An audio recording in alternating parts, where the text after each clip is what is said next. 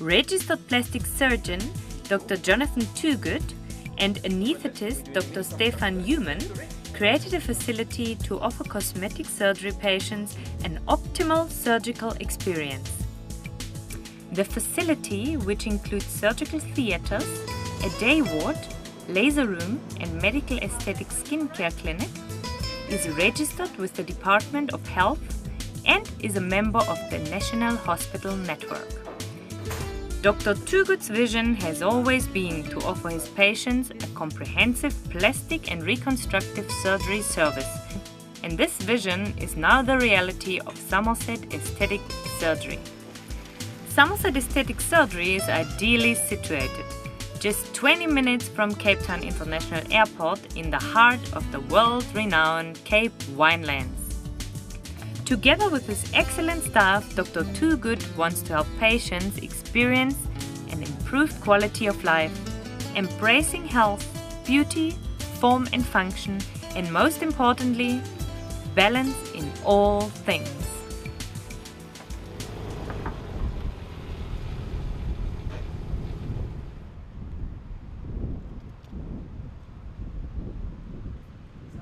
We are at Somerset Aesthetic Surgery. We are about to interview Dr. Toogood to give our viewers a better insight about plastic surgery, reconstructive and cosmetic surgery.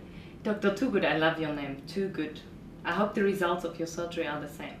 Well, we aim to please. Dr. Toogood, what research should a patient undertake before having plastic surgery?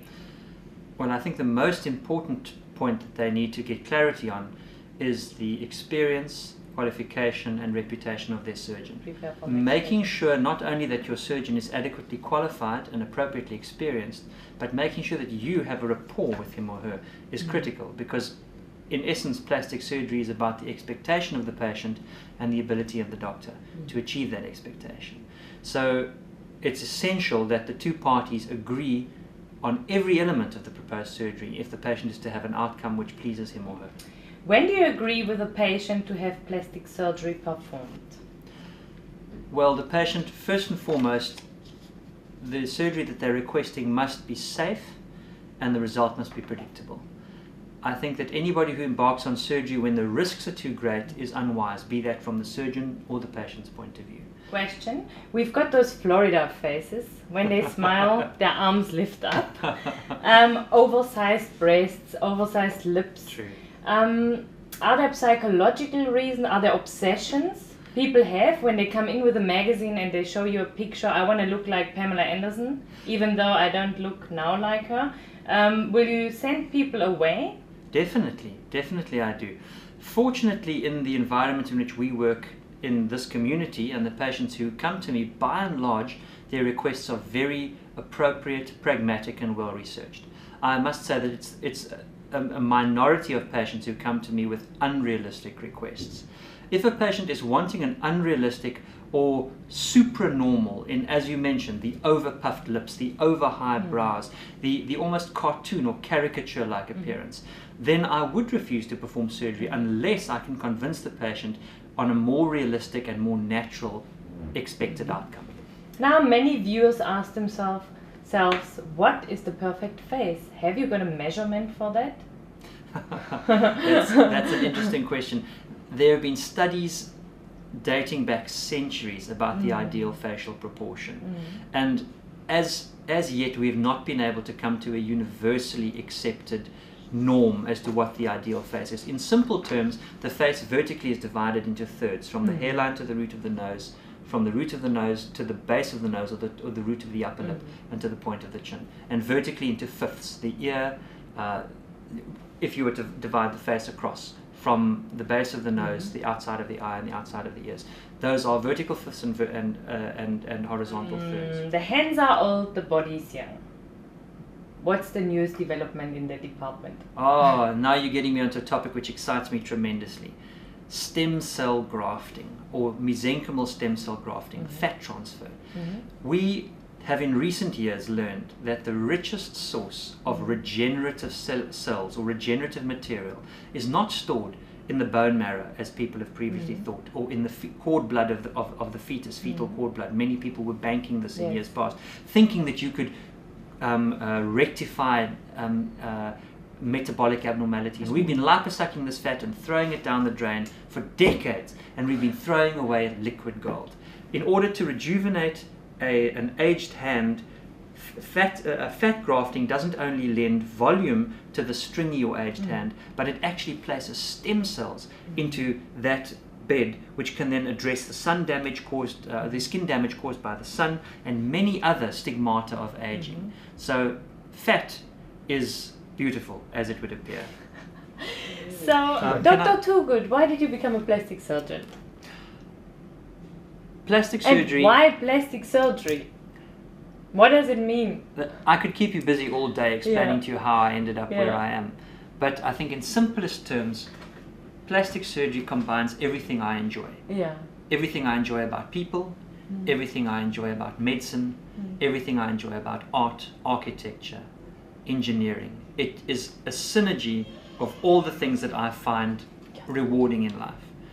Plastic surgery, as our practice brochure so pertinently says, is striving for the ideal balance between form and function. Function without form is a failure, and form without function is equally a failure. In plastic surgery, compared to other forms of surgery, and with no disrespect intended, curing the disease is often the ultimate goal, regardless of the scarring, regardless of the downtime, regardless of the aesthetic marring that it may result in. Plastic surgery not only cures the illness, the skin cancer, the breast cancer, but it restores a sense of wholeness, structurally, functionally, and aesthetically. So it really is a combination of art, architecture, and engineering. A rhinoplasty is structure, it's three-dimensional planning, it's the physics of airflow, it's the aesthetics and how it fits into the face. It just takes surgery to another level, where there's not only an expectation of cure of illness or an expectation of return of function, but an aesthetically beautiful result as well. It's the most rewarding thing I could think of doing. What about the reconstructive surgery? Reconstructive surgery is equally rewarding as cosmetic surgery, but for a different reason. The patient seeking cosmetic surgery wants an enhancement of something they already have. They haven't lost something due to illness, accident, or misadventure. The reconstructive patient has had something taken from them, either due to an accident, due to a cancer which has required aggressive surgery in order to cure, or due to something that's come across their path during life.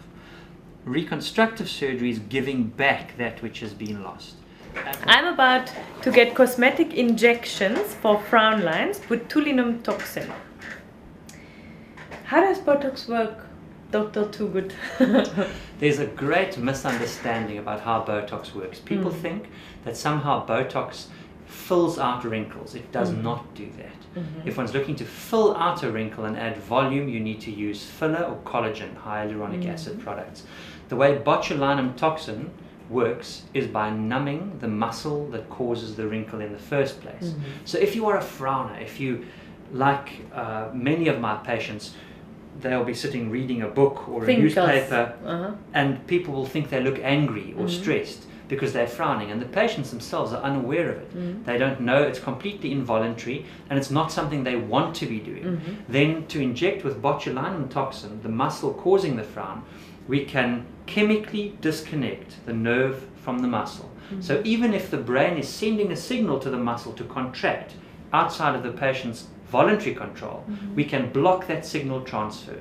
We're not damaging the nerve, we're not damaging the muscle. All we're doing is turning off a switch.